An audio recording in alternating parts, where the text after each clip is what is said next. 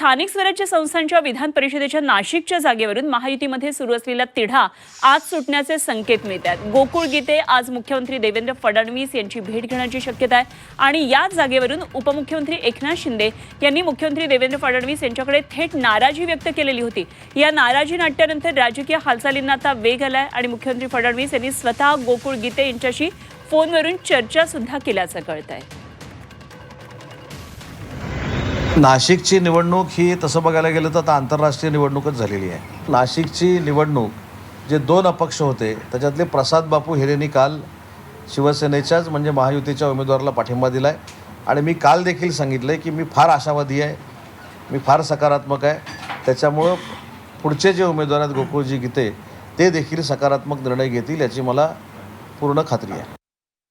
मी खुर्चीसाठी, आमची लढाई खुर्चीची नाही, आमचा अजेंडा खुर्चीचा नाही, आमचा अजेंडा महाराष्ट्राचा विकास करण्याचा आहे, महाराष्ट्राच्या जनतेचं कल्याण करण्याचा आमचा अजेंडा आहे। त्यामुळे आमच्यामध्ये चांगली बॉन्डिंग आहे आणि जिथं कुठं आमच्या महायुतीतल्या लोकांना, आमदारांना काही अडचणी असतील, काही त्रास असेल तर मुख्यमंत्री आणि आम्ही बसून त्यांचा त्रास दूर करू, त्यांच्या अडचणी आम्ही सोडवू।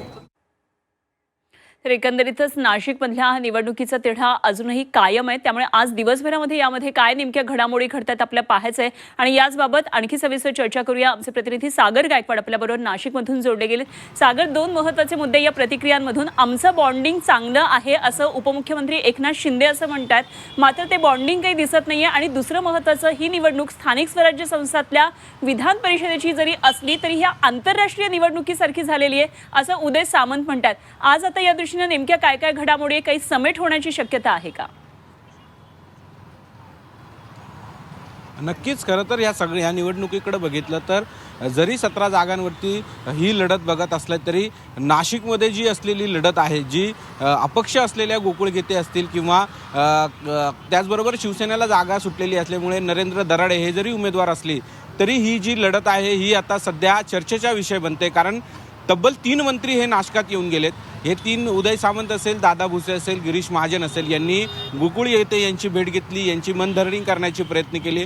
त्याबरोबर त्यांना नरेंद्र दराडेंना पाठिंबा देण्याची विनंती केली, मात्र नरेंद्र दराडेंना पाठिंबा द्यायला गोकुळ गीते यांनी नकार दिलेला आहे। मात्र ह्या सगळ्याकडे जर बघितलं तर ह्या तिन्ही नेत्यांना या गोकुळ गीते यांची मनधरणी करण्यासाठी अपयश आल्याचं समोर येत आहे। यामुळे आज खरं तर मुख्यमंत्र्यांनी थेट गोकुळ गीते यांच्याशी संपर्क साधून गोकुळ गीते यांनाच याबद्दल आता बोलण्यासाठी ठरवलेलं आहे। आता याच्यात थेट मुख्यमंत्र्यांनी मध्यस्थी केलेली आहे। आज थोड्याच वेळामध्ये गोकुळ गीते हे मुंबईच्या दिशेने रवाना होणार आहेत। ते मुख्यमंत्री देवेंद्र फडणवीस यांची भेट घेणार आहे आणि या भेटीनंतर गोकुळ गीते हे या उमेदवारीकडून माघार घेतात का, त्याचबरोबर ती या महायुतीचे जे उमेदवार आहेत नरेंद्र दराडे यांना पाठिंबा देतात का, हे पाहणं महत्त्वाचं ठरणार आहे। मात्र प्रत्यक्षात जर बघितलं तर आत्तापर्यंत गोकुळ गीते हे आपल्या निवडणूक लढण्यावर ठाम आहे। यामुळे संपूर्ण महाराष्ट्राचं या निवडणुकीकडे लक्ष लागलेलं आहे। सध्या काही वेळातच गोकुळ गीते हे